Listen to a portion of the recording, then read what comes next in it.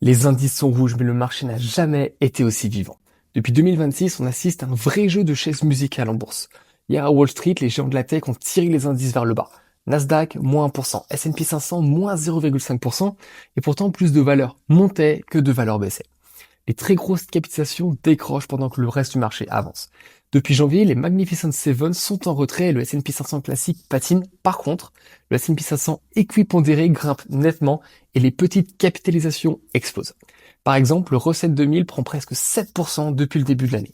En clair, l'argent sort des valeurs ultra connues et se redéploie ailleurs. Alors ça, c'est un pari assez simple.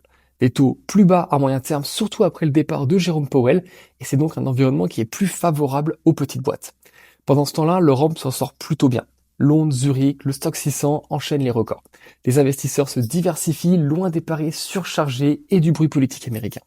D'ailleurs, Washington a un petit peu calmé le jeu. Trump promet de ne pas toucher à Powell, les tensions géopolitiques sont en baisse et forcément le pétrole et les matières premières qui soufflent un peu.